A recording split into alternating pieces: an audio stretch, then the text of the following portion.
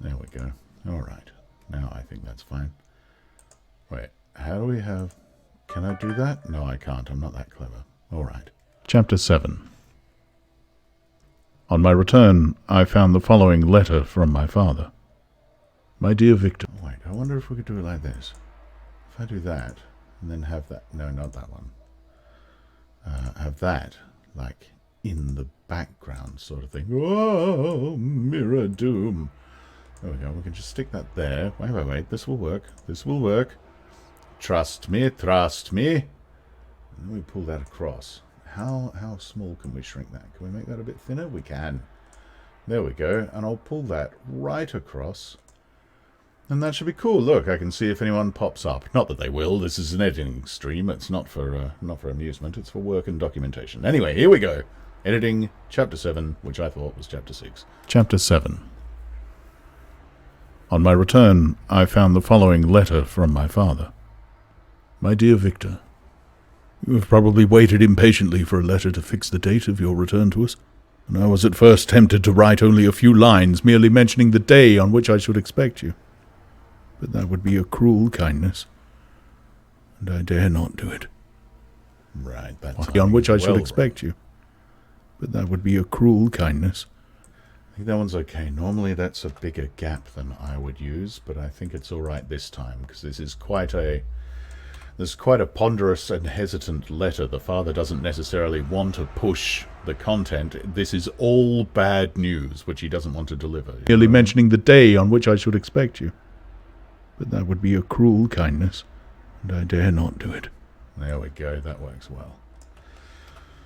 Okay. Now, 1 second, please. We're in the 1 seconds. Yes, we are. If you didn't know what that comment was, that's just if we zoom in, we're in half seconds, I believe. No. We're in seconds there. This is half seconds. Oh, gosh. So did I just do a 2-second gap? No, that's fine. All right, good. I dare not do it. What would be your surprise, my son, when you expected a happy and... What would be... There you go, messed it up. What would be... But it worked that time, no problem. What would be your surprise, my son, when you expected a happy and glad welcome to behold, on the contrary, tears and wretchedness? Tears and wretchedness. Behold, on the contrary... I think that may well be a quarter-second break. But we shall see. Yeah, half-second looks too much. But we'll see. We'll give it a try first. A happy and glad welcome to behold, on the contrary, tears. Yeah, too long. Okay, let's go. Welcome to behold, on the contrary, tears and wretchedness. Alright, wait. Let's listen. Surprise, my son, when you expected a happy and glad welcome to behold, on the contrary, tears and wretchedness. No, even that's a bit too much, isn't it? So let's break that down a little more. And glad welcome to behold, on the contrary, tears and wretchedness. Yeah, that's fine. Okay, 1 second. I don't know why I keep streaming these things. It's kind of pointless, very boring work, I guess, from the outside. It's all just silencing errors and checking the timing on everything. And wretchedness. And how, Victor, can I relate our misfortune? Oh, I know I did more. Absence cannot have rendered you callous. And how, Victor, absence cannot have... And yeah, there we go. Right, so that second one's a bit more emotional. And how... This is probably the most emotional chapter that I've had to do so far. There's some real peaks and troughs in this one as far as the performance is concerned. Because this is, of course, at this point in the book, he's sort of gone out and he's cleared his mind and shed all the darkness, which he did a little too easily, if you ask me. Victor Frankenstein is a bit of a dick, but there you go. He shed all his misery over his creation and that sort of thing, and he's feeling okay. And then he gets back and hey, laughing underwater. How you doing, mate? Yeah, doing all right.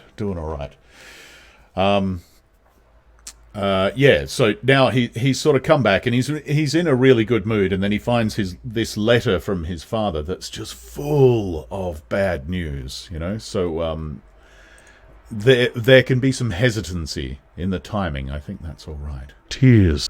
Good to hear, mate. Glad you're doing all right. Tears and wretchedness. And how, Victor, can I relate our misfortune? Absence cannot have rendered you callous. And how, Victor, can I relate our misfortune? Yeah, absence. That break is a little early. The break in the voice, a little catch in the voice, maybe over emotional. So we're going to skip that one. Tears and wretchedness. And how, Victor, can I relate our misfortune? Right, absence. That doesn't need to be a full second at all. In fact, it was a bit more than a full second. Which is way too much. Way, way, way too much. Late our misfortune. Absence cannot have rendered you callous to our joys and griefs. And how shall I inflict... Right, and there's more. I tell you, I've had some very gluggy mouth recordings recently. Chapter 6 was such a bad recording session, it took me all day to edit quite a short chapter, just because there were so many errors in it. Joys and griefs. I had the most enormous trouble saying France and England. Just that statement, France and England. I had to retake it 6 or 7 times. It was just France, you know, I just messed it up constantly. Oh well. Callous to our joys and griefs. And how shall I inflict pain on my long-absent son? And how shall I inflict pain on my long-absent son? I wish to prepare you for the world. Yes. There you go, that one. It was just a little bit... oh, come on. Come on, move faster, move faster. I really need to upgrade my computer. And how shall I inflict pain on my long-absent son? That feels like half second, doesn't it? Half second gap. Half second gap there for that one. It's just a little comma. And then he carries on with his point. My long-absent son. I wish to prepare you for the woeful news, but I know it is impossible. I wish to prepare you for the woeful news, but I know it is impossible. Even now, I wish to... Yeah, good. But in here... in here, we're going to have to blank that. Can't have that. And since it's a fast breath... Possible. Yes, I hate it when actors do that. They finish the line. I include myself amongst actors that I hate working with, so I think that's fair. But listen for how quickly the breath comes as soon as the line is finished. It is impossible. It is impossible. Right? That really fast intake of breath at the end there is quite annoying to deal with sometimes. Luckily, this one's kind of quiet. But I know it is impossible. Even now... yeah, let's see if we can... No, it is impossible. Even now, your eye skims over the page to see the words which are to convey to you the horrible tidings. No. Even now, your eye... Even now... Even now, your eye skims... William is dead. Yes, there we go. Okay. Now delete all of that nonsense. I know it is impossible. Even now, your eye skims over the... A little bit more trim. It's such a glamorous life making audiobooks. It is impossible. Even now, your eye skims over the page to see the words which are to convey to you the horrible tidings. Horrible. Yeah, I dig it up. Laughing, I dig it. That's... It's something I've never had. I know, like, back in the 80s, we used to hear a lot of people would say, oh, I heard myself on the answering machine and I hate my voice. And basically, as soon as puberty kicked in, I got this voice, so I've kind of liked it. I like listening to it, but I'm very critical of my own performances. To you, the horrible tidings. I know it's a little bit egotistical, isn't it? Maybe. Horrible tidings. Oh, I understand you don't like your voice, but I love mine. What? Yeah, it's a bit wanky, but that's all right. I've never claimed that I'm not a bit wanky. The horrible tidings. William is dead. Yes, he is. William is dead. That's... William is dead. I think the first one. William is dead. William is dead. Yes, that second one's too weak. All right, so... 1 second. Did I just horribly date myself telling a story about answering machines back in the 80s? I did, didn't I? William is dead. Ah, yeah, I dig it. I dig it. Yeah. I guess also I've heard it so much. You know, I've been working on radio shows and stuff like that since 2009 or so. So I've heard a lot of my voice. I'm pretty used to what I sound like. William is dead. William is dead. Yeah, no, definitely the first one. Okay. William is dead. That sweet child who's... Mm-hmm. That break feels a little short, though. Is it just me? We're in the half seconds. Oh, I'm such a fool. Sorry, it takes me a while sometimes to actually get into the groove. Okay, so that's actually just a half-second break. Let's see if we can get away with a 0.75 of a second break. I think that might be enough. William is dead. That sweet child. You're timeless. You could only date yourself if you had multiple personalities. Ah, funny. That's good. I like that. I would hate to think what my other personalities would be, though. What if they were even more egomaniacal? That could be mad. William is dead. That's... I suspected if I date myself, we'd just end up arguing the whole time. But I'd probably get lucky. All right, oh, gross. Steve, what did you say that for? Oh, my God. Get back to work, boy. That's gross. All right, here we go. William is dead. That sweet child whose smiles delighted and warmed my heart, who was so gentle yet so... Yeah, that's good. That's good. That's good. We've got some real emotion in this chapter. I'm actually quite looking forward to how it sounds in the end. Delighted and warmed my heart, who was so gentle yet so gay. Victor, he is murdered. Yes, that was good. That was good. All right. Actually, in some ways, I find it easier to direct and edit myself because I don't have to worry about my feelings. You know, when I'm directing and editing other people, I have a tendency to want to be nice rather than to get it right. You might hear a few bits like that in Alice in Wonderland when I'm working with a cast. Just a few little characters that I didn't want to prod too hard, so their performance is perhaps not, not great. Or not how I would have liked it. I definitely had to step back and let them, perform how they wanted to perform rather than how I wanted them to do it. But yeah, probably there's a few people that I could have pushed a little bit harder. Who was so gentle yet so gay. Victor, he is murdered. I will not attempt to console you, but will simply relate the And that's a half, definitely. Okay. To console you, but will simply relate the circumstances of the transaction. The transaction, they had such a formal mode of speech. And it's fascinating also that they seem to get more formal when they're actually speaking to each other. Like during character dialogue, it's almost Shakespearean sometimes. So formal. But will simply relate the circumstances of the transaction. Last Thursday, May the 7th, I, my niece, and your 2 brothers went to walk in Plain Palais. The evening was warm. Okay. 1 second, that seems fairly easy. Brothers went to walk in Plain Palais. The evening was warm and serene, and we prolonged our walk farther than we... Yeah, I think that's the evening was warm. It was already done. Yeah. Okay. The evening was walk in Plain Palais. The evening was warm and serene, and we prolonged our walk farther than usual. It was already dusk before we thought of returning. Okay, that's fine. And then we discovered that William and... Right, so it's a half second. It is just a little comma. There we go. Of returning. Oh, we've got a click. Returning. Returning. Right, okay. Let's see what we can do about that. Hopefully. Thought of returning.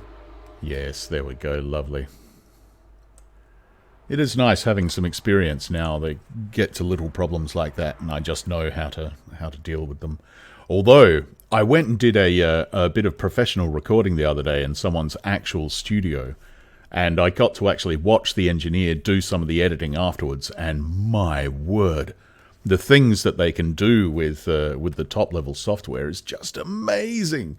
Things that would take me, half an hour to fix, they just sort of click and drag and select something on the tools menu and boom, done, fixed. Amazing. I might have to upgrade my software soon. It was already dusk before we thought of returning, and then we discovered that William and Ernest, who had gone on before, were not to be found.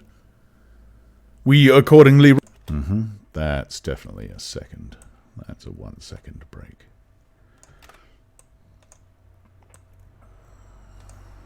Before were not to be found. We accordingly rested on a seat until they should return. Presently, Ernest came... That could be another second, but that might be a bit too much, so I might go for the 3/4 of a second break there. We accordingly rested on a seat until they should return. Presently, Ernest came and inquired if we had seen his brother. Speaking of Frankenstein, your now it actually is. It's not supposed to be. It's not the most legal thing in the world, but it does exist somewhere. I tell you what, how about I do this?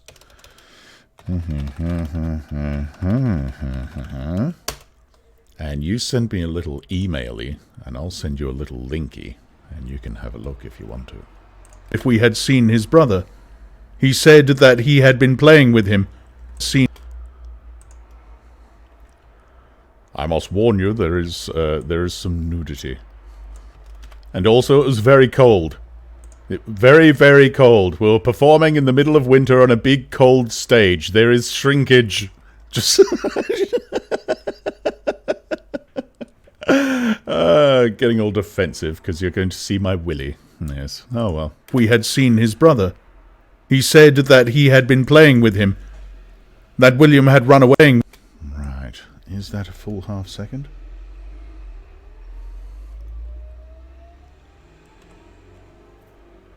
Playing with him. That William had run away to hide himself, then... Yes, alright, that's alright, but the that William had run... Okay, so that's definitely that one. Pull that back.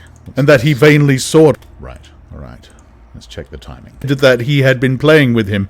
That William had run away to hide himself, and that he had... And that he vainly sought for him, and he had... And that he... That he had... And that he vainly... Right. Here's a little bit of audiobook trickery. I have not left myself a good edit point here. Hide himself, and that he had... And I muddled in the bad spot, but we will find the sharpest ledge that we can, the break between two sounds, and we're going to splice them. I'm going to show you some magic. Hide himself, and that he had... That he had... Vainly sought... Right, okay, there's our H. He had himself, and that he vainly... And that he had... Okay. Himself, and that he vainly... Right, now I've got a bit of a... Yes, we can see there the sounds don't match up. Boom, low wave, high wave. Let's see how it sounds now. And that he vainly... Ah, there's a click. He vainly... What's that click? That's annoying. I didn't hear that in the original... He vainly... Ah, there is a break. And that he vainly... And that he vainly... That's interesting. All right. And that he vainly... Maybe there. Yes. And that he... Yep, at the T. All right. I think that's there, isn't it? Himself, and that he vainly sought... Ah, there we are. Good, good. And low to high. And that he vainly sought for him, and afterwards...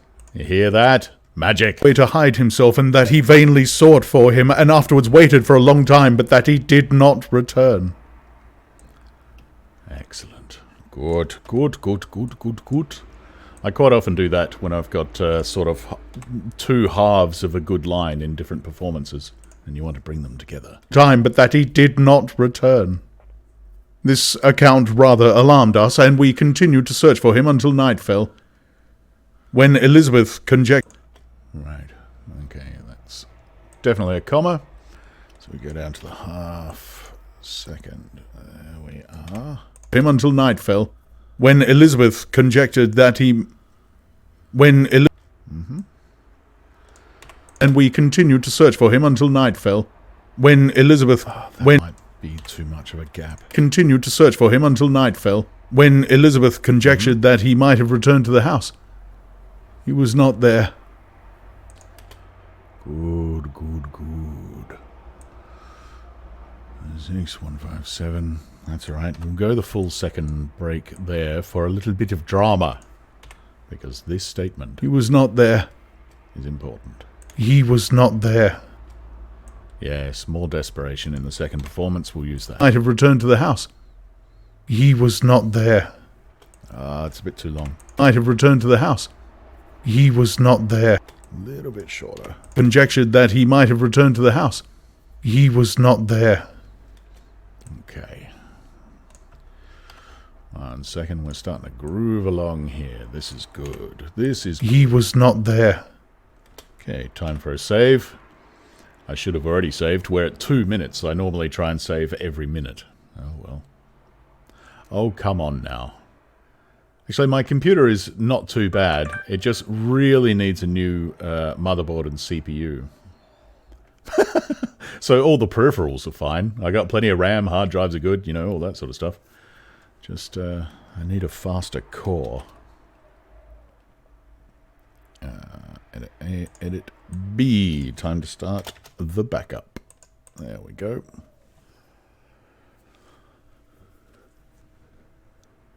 Ah, such exciting business to be editing an audiobook. Alrighty. Might have returned to the house. He was not there. We returned again with torches, for I could not rest when I thought that my sweet boy had lost himself, and was that's a really my sweet boy had lost himself, and was exposed to all the... and was... Good. That's good, that's good.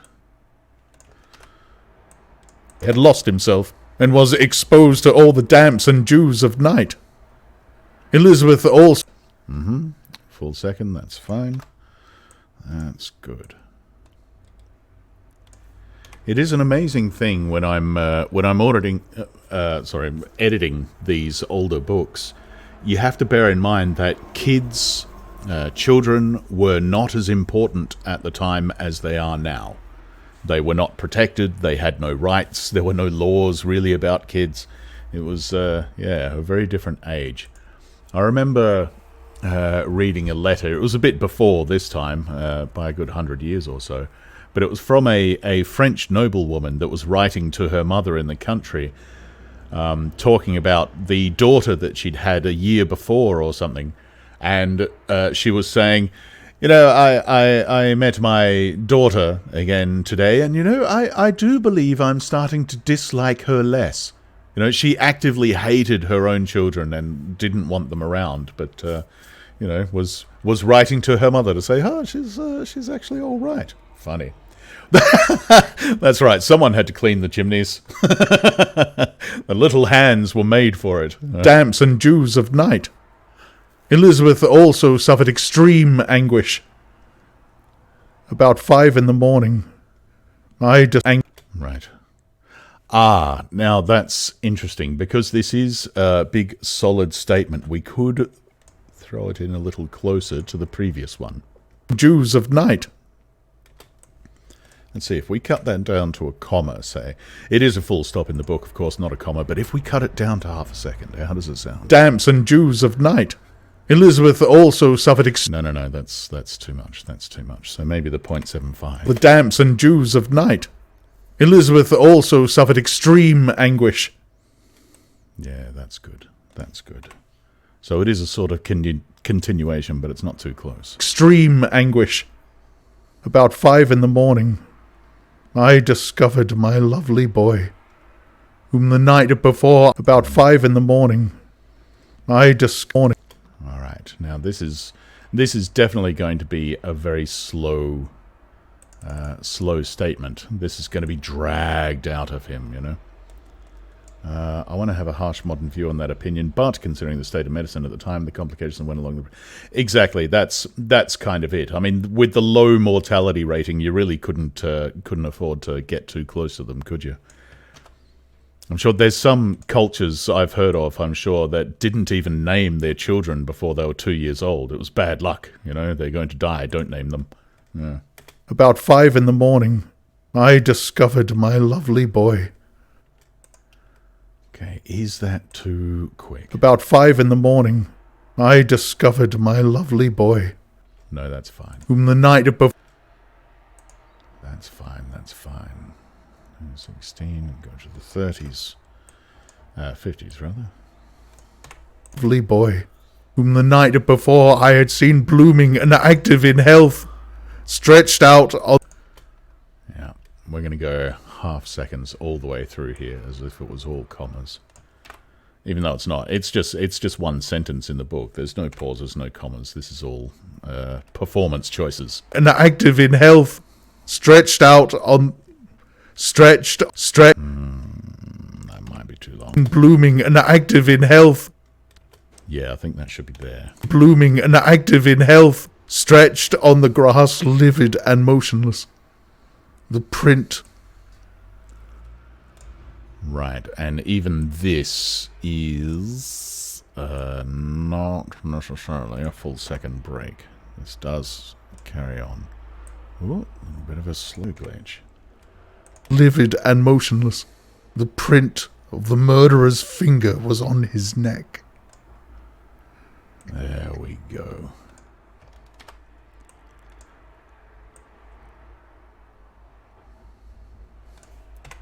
He was conveyed home, and the anguish that was visible... Okay, half second for sure. Doing the sound effects for this chapter is going to be interesting. ...was on his neck. He was conveyed home, and the anguish that was visible in my countenance betrayed the secret to Elizabeth. She was very earnest.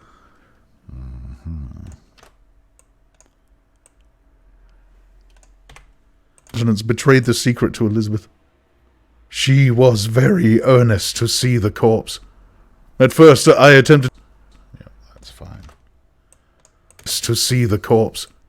At first I attempted to prevent her, but she persisted. And entering the room, she... That's a half second for sure. We'll trim that down. Trim that down. But she persisted, and entering the room where it lay, hastily examined the neck of the victim, and clasping her hands, exclaimed, "Oh!" Yes, this is a bit odd. Elizabeth's reaction. Neck of the victim, and clasping her hands, exclaimed, "Oh God! I have murdered my darling child. Oh God! I have murdered..." That's fine. Good. God! I have murdered my darling child.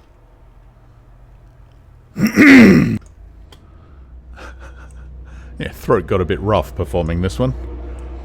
In the cold night air, with all the gruffness and heavy emotion. My darling child. I have murdered my darling child. No. She fainted. No, that got worse. I have... The first one was fine. I have murdered my darling child. I don't know if you're allowed to do that again. That's odd. I tell you, sometimes when I'm recording, I will listen to myself and I'll say, "Oh, that performance was horrible. I have to do that again." And then I'll listen to it during the editing and I cannot tell the difference between the two lines. She fainted and was restored with extreme difficulty. When she again lived... Right, that is a full second. There we go. Extreme difficulty. When she again lived, it was only to weep and sigh. She told me...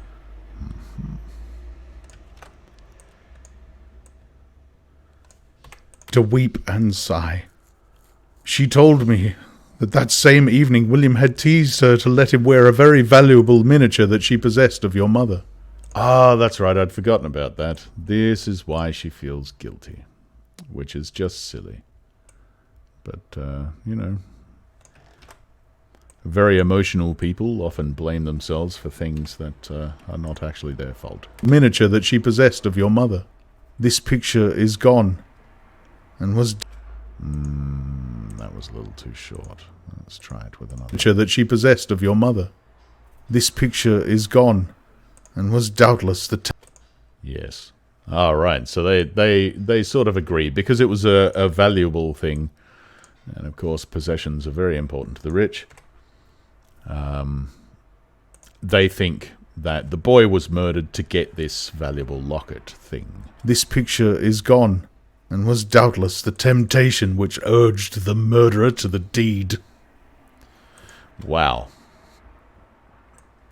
Now that part I find very interesting because they spent quite a bit of time in a previous chapter talking about how much better life is in Geneva than it is in England and France, and how the servants have a much better, you know, sort of life, and we don't look down on people for having lower jobs and that sort of thing, but they're also still, you know, on the flip side, they're quite happy to say, oh, some peasant probably murdered this boy to steal a locket because they're so poor and unhappy and hungry and blah.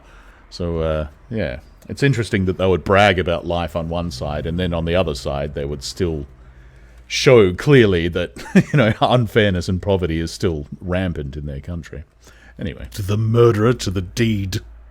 There is a lot of social elitism in this book. A lot. Oh my god.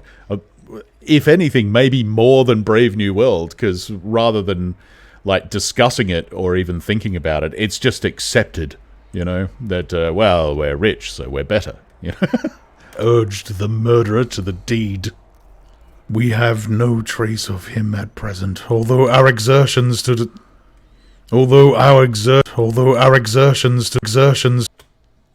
done it again. I've done it again. Alright, let's see if we can do the magic this time. Is it going to blend? Will it blend? We could do that YouTube channel thing. No trace of him at present, although our exertions to discover him are unremitted. Oh, that's not bad at all, actually. But they will not restore by... Discover him are unremitted. But they will not restore... A bit closer. To discover him are unremitted.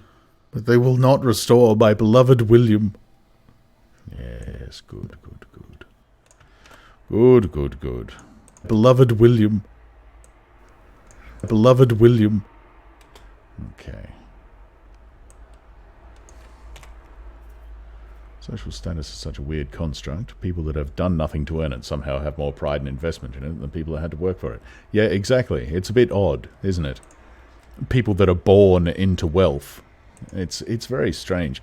It's made it sort of difficult because I spent so much time in the entertainment industry. I know what sort of people are in there, and it's actually kind of difficult for me to watch, you know, TV and stuff like that now, because I know 90% of those people are entitled little rich kids, and that's how they can act like that.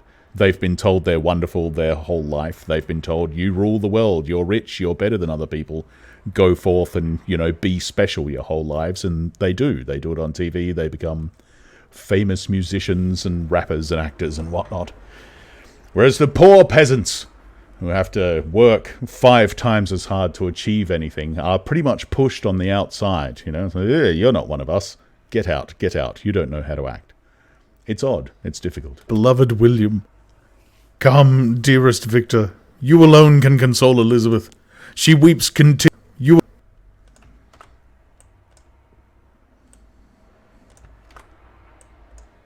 Come, dearest Victor, you alone can console Elizabeth. She weeps continually and accuses herself unjustly as the cause of his death. She weeps continually and accuses herself unjustly as the... She weeps continually and accuses herself unjustly as the cause of his death. She weeps... There we go. That's the good one. Alright, we'll just neaten that up a little bit. Console Elizabeth. She weeps continually and accuses herself unjustly as the cause of his death. Her words pierce my heart. Yeah, I do agree with you, but honestly, they don't care. They don't care. They're quite happy to write the part of peasants, you know, and they tell all the same stories that they have for centuries. You know, the propaganda of, you know, muck in hard, and you know, the peasant's lot is to work hard nobly their whole life and then die with honor. And it's like, well, all right, that's a pretty shitty story, isn't it?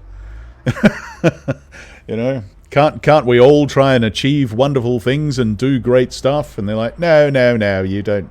You're not rich. You can't do that. Just go and work in a factory, will you? There's a good chap. As the cause of his death. Her words pierce my heart.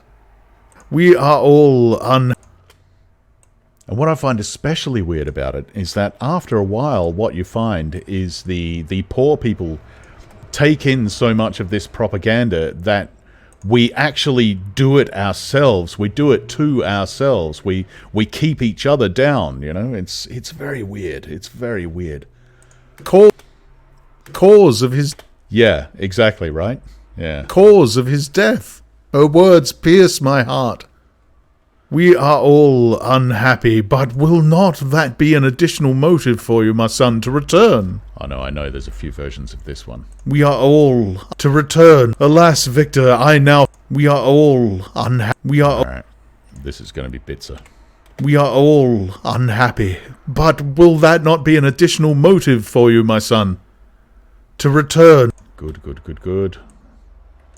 Alright, let's do this one. Seems like one of these. You, my son, to return. Additional motive for you, my son, to return. Yes.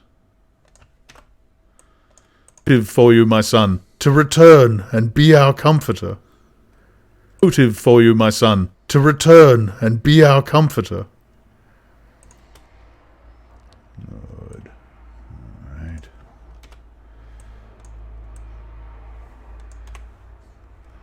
As long as the narrative is that the other is the problem that's holding people down instead of the person behind the curtain, nothing will change. I have that thought 1,000 times a day. Seriously, I do.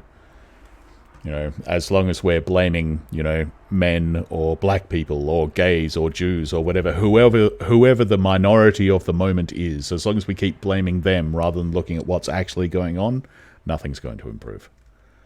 It's unfortunate. Gosh, how depressing and heavy we've gotten this morning. All right, let's get back to some of the fun and joy of editing the book about a murdered child. Oh, yeah. Right. Okay. Additional motive for you, my son, to return and be our comforter. Your dear mother. Alas, Victor, I now say thank God she did. Right. Now, I think there's a couple of versions of this line as well. Alas, Victor, I now say thank God she did not...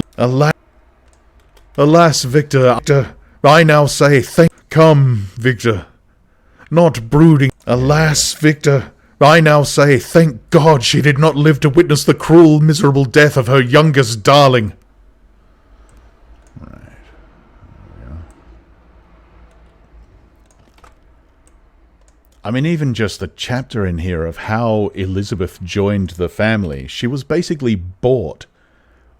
While the rich people showed up to a poor family's hut and went, wait, one of those kids looks pretty and blonde and blue-eyed and white. You can't live amongst all these swarthy peasant scum. Come along with us and have a rich life because you're the right colour. It's really quite offensive. But, yeah, there you go. Death of her youngest darling. Come, Victor, not brooding. Ah, now this is quite a difficult line. Trying to convey it, so I think I had a few cracks at it. Come, Victor, not brooding thoughts of vengeance against the assassin, but with feelings of peace and gentleness that will heal instead of festering. That will heal instead of festering the wounds of our minds. Enter the house. Okay. Come. Hear what I mean about the formality being almost Shakespearean at times. They really go into it. Come, Victor, Not brooding thoughts of vengeance against the assassin, but with feelings of peace and gentleness that will heal, that will healness, that will... There we are. This one should be pretty easy. Of peace and gentleness that will heal instead of festering the wounds of our minds. Enter the house of mourning. Easy, easy peasy. That's good. It was a nice clear sound break, so it was easy to cut. The wounds of our minds. Enter the house of mourning, my friend, but with kindness and affection for those who love you. Enter the house of mourning, my friend, but with kindness and affection for those who love you. Yeah, that's... And not with hatred for... Alright, so trim on the start there. Enter... Enter the house of affection for those who love you. And not with hatred for your enemies, and affection for those who love you, and not with hatred for those who love you, and not with hatred for your enemies. Your affection. Good, good, good. Okay.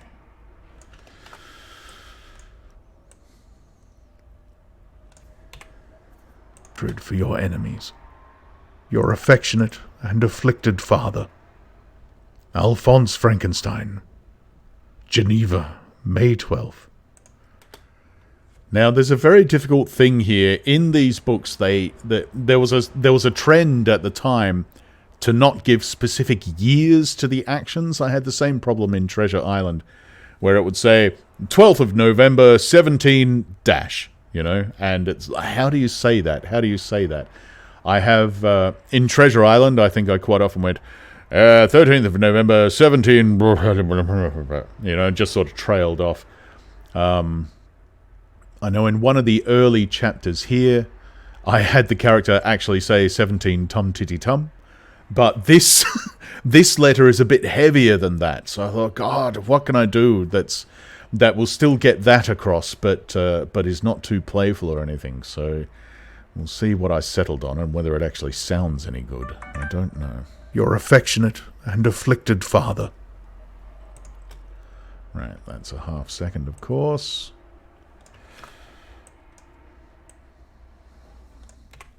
Afflicted father. Alphonse Frankenstein. Another half second. Oh, that looks like a full second there. Alphonse Frankenstein. Geneva, May 12th. May... Geneva, May 12th. And it's a very short gap. That whole time there is me thinking, what am I going to say next? 17 dash. Yeah. Oh, I don't know. 17 dash. But I couldn't think of any way to do that with dignity, you know? And it's a very sort of dignified writing. Alright. Big old gap there. 4 minutes 30. Oh, wow. I am not saving often enough at all. I'm redlining it. Playing with fire. Jet, who plays Alice in Wonderland, told me a horror story of her losing literally 8 hours of editing because she wasn't saving often enough. Files get corrupted. Back up your backups. I wonder if there was a reason for writing it as they did. Yes, me too. I'm not sure. I'm sure there must have been. It might have just been a literary convention, but yeah, I don't know. I should look it up sometime, see if I can find out. So let's do that now. What the hell? I'm interested. Let's have a look. Stupid Windows 10. I've only just changed from Windows 7. I used Windows 7 for years. I've only just switched over to Windows 10, and I don't know why. A lot of things are more difficult now. Anyway, why did old books write incomplete dates? Year dates. I don't know. Is that going to tell us? Aha. There you go. Ah, there you go. That maybe makes a bit of sense. Yep, 17 ... That's exactly what I'm talking about. And the reference. It seems there's no definitive explanation, but several explanations seem to come up over and over again. I'm including the best of what I found online. Okay. So initials, blanks, or both were often substituted for proper names in 19th century fiction to enhance the illusion of reality. Okay, so it was just a literary convention, or convention of the time when the books and pamphlets were written criticizing the government of the day or important figures by using false names. So you wouldn't want to be too specific about when you were saying this ridiculous, king character in my book was being a knob, something like that. Or one more, in epistolary novels. Right. Yes, okay. All right, sure. So it does seem like just a literary convention. There's a few different vague ideas of why it might have happened, but no one's absolutely certain. No problem. 17. That's a bit irritating, though, isn't it? You'd wish they had a clearer answer for why they did that. Oh, well. 17 dash. Clerval, who had watched my countenance as I read this letter, was surprised to observe the despair that succeeded the joy. Clerval, who had watched my countenance, threw the letter on the... Yeah, okay. Clerval... Now look at that little sound. Isn't that interesting? That's before I say the C in Clerval. And I've noticed that a lot. A lot. If you record yourself as much as I do, you will start to notice little things like you don't just say B, you don't just say M, you don't just say P. You actually build up the pressure in your mouth, and you can hear it a little bit before the sound comes out. B, B. That first sound I usually delete. Clerval, who had watched my count. It makes no difference to anyone except me. But there's a lot of little edits that I do that are like that. Clerval, who had watched my countenance as I read this letter, was surprised to observe the despair that succeeded the joy I at first expressed on receiving news from my friends. 1 second, easily. On receiving news from my friends. I threw the letter on the table and covered my face with my hands. Okay, that was a little bit OTG from old Victor there. So we'll trim that down. I threw the letter on the table and covered my face with my hands. There we go. Okay. I threw the letter on the table. I actually wonder if adding that defect to artificial speech would make it feel more human now. You might be right. You might be right. They're certainly playing with those things at the moment, aren't they? I threw the letter on the table and covered my face with my hands. "My dear Frankenstein!" exclaimed Henry. I did sort of...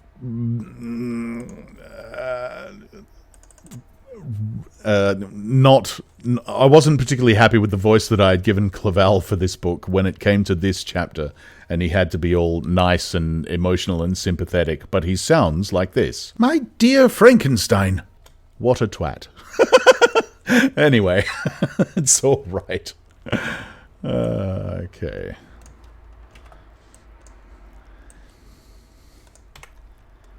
"Frankenstein!" exclaimed...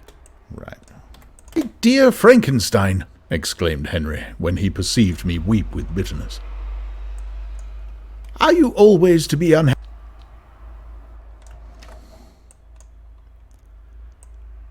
It's definitely not that first reading. "My dear friend, what has happened?"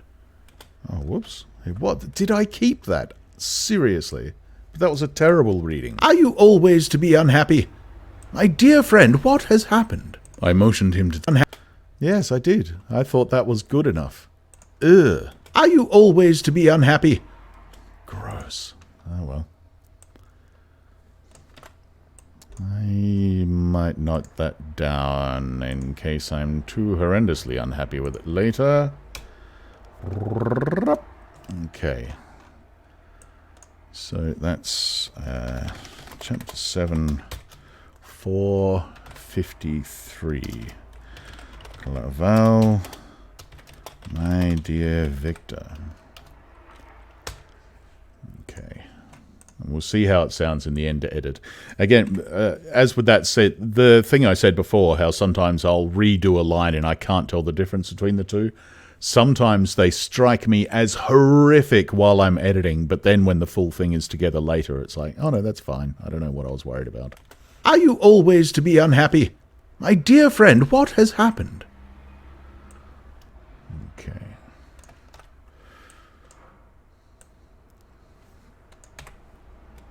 That looks like a little pre-sound again, doesn't it? Emotion. Aha! Yeah, that doesn't have to exist. My dear friend, what has happened? I motioned him to take up the letter while I walked up and down the room in the extremest agitation. Tears. Little nerdy thing that I enjoy when I do a 1 second gap and it falls on the second. 2 seconds to 3 seconds. Lovely. Yeah, that's it, exactly. There's been quite a few little moments where yeah. I thought it was super important at the time, and it turned out to be not important at all. In the extremest agitation. Tears also gushed from the eyes of Claval as he read the account.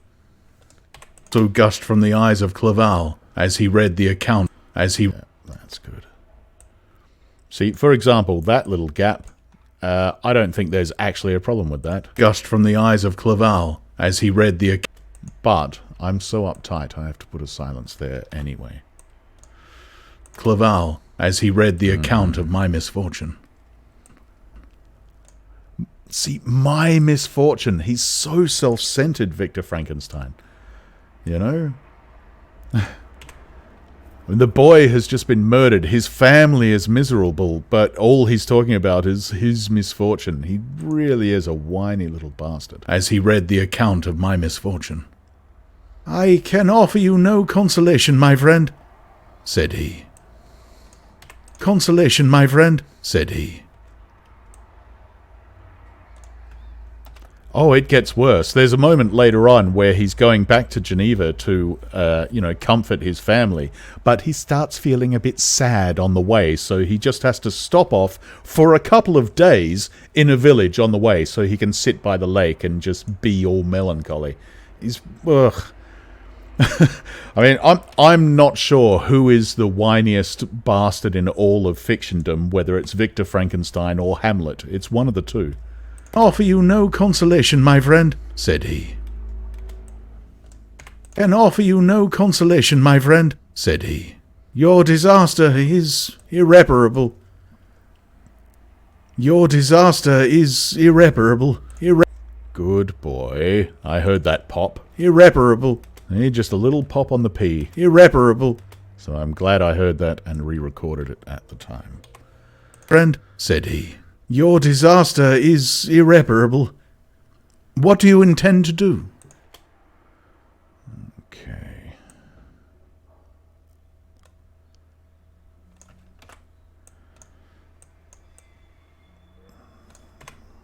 Is irreparable. What do you That doesn't need to be that big at all. Is irreparable. What do you intend to do?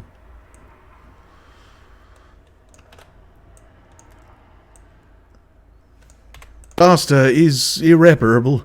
What do you intend to do? To go instantly to Geneva. What do you intend to do? To go instantly to Geneva. Come with me, Henry, to order the horses. To go instantly to Geneva. Come, Henry. Come with me, Henry, to order the horses. Come with me, Henry, to order the horses. To go instantly. Come with me, Henry, to order the horses. Fine, and that's instantly to Geneva. Come with me, Henry, to. And we'll get rid of that little fault, and that should be fine. Come with. Hear that? That's before the C. Amazing, isn't it? Come with me, Henry. And it's not necessary. You know, you can't hear when it's not there. But I would be interested, actually, to experiment with your idea of putting it on an AI voice and see if it does make it more human. Not that I'm particularly interested in helping the robots take over by being able to infiltrate our society better, but what the hell, To go instantly to Geneva. Come with me, Henry, to order the horses. Wouldn't it be funny if the Terminator came back and studied audiobooks to get all his speech in order? Oh! All right, Steve. I should keep a compilation of all the little burps and groans and stuff that I make while recording, just for myself. I'd never publish it. That would be horrible. Come with me, Henry, to order the horses. During our walk, Clerval endeavoured to say a few words of consolation. He could only express his heart. To say a few words of consolation. He could only express... No, that's too much. Endeavoured to say a few words of consolation. He could only express his heartfelt sympathy. Words of consolation. Actually downloads his Welsh voice back. Yeah, that'd be good.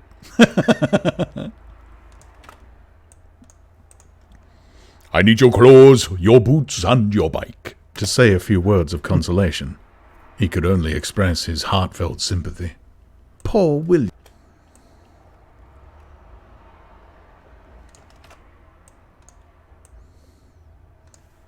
Express his heartfelt sympathy. 5 minutes 30. Save time.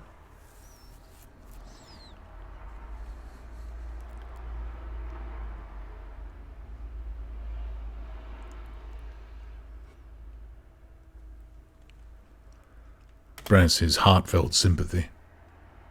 I just got your email about the Frank performance. I'll forward that on to you after I've done here. I'm not clever enough to have multiple monitors so that I can do things off, off camera, off stream. Express his heartfelt sympathy. Poor William, said he. Poor... Yes, the second one, I think. Poor William, said he.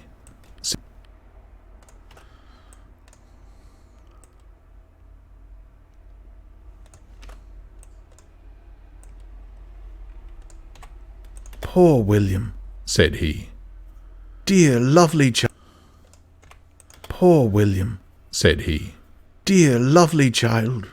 He now sleeps with his angel mother.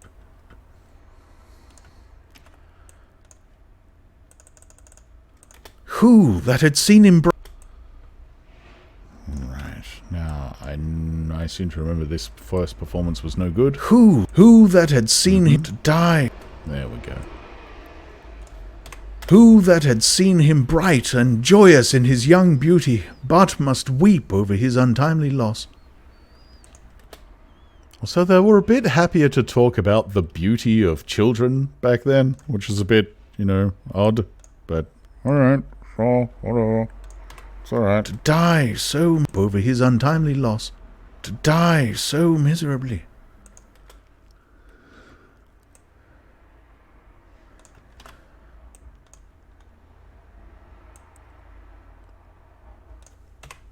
Untimely loss. To die so miserably. To die so miserably.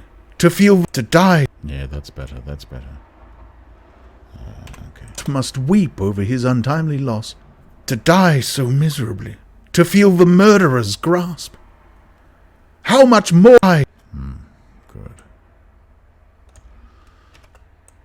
So miserably. To feel the murderer's grasp.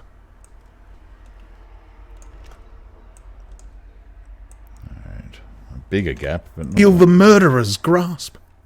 How much more a murderer that could destroy radiant innocence? Poor little fellow. Radiant innocence. Poor little fellow. Poor little fellow. Only one consolation. Poor little fellow. Poor little fellow. Poor little fellow. Destroy radiant innocence. Poor little fellow. Destroy radiant innocence. Poor little fellow. Yeah, I think that's better. Alright. A little bit more emotion from Henry. Only one consolation. Innocence. Poor little fellow. Right, most of that gone. Oi, radiant innocence! Poor little fellow. Only one consolation have we, his friends. Only one consolation have we, his friends mourn and weep, but he is at rest.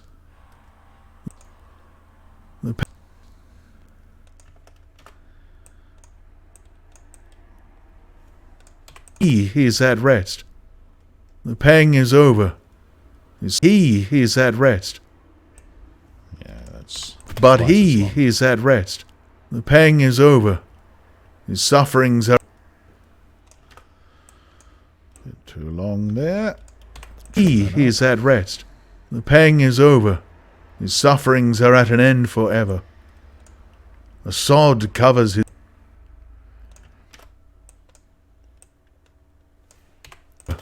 His sufferings are at an end forever. A sod covers his gentle form, and he knows no pain. He can no longer be a subject for...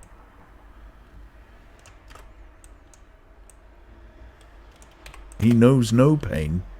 He can no longer be a subject for pity. We must... He can no longer be a subject... No pain. He can no longer be a subject for pity. We must reserve that for... We must reserve that. We must...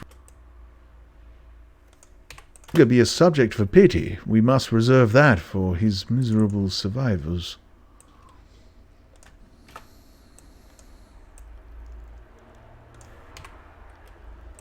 Survivors.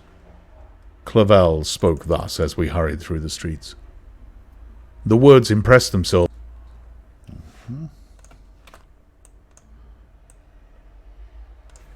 Spoke thus as we hurried through the streets. The words impressed themselves on my mind as I remembered them afterwards in solitude.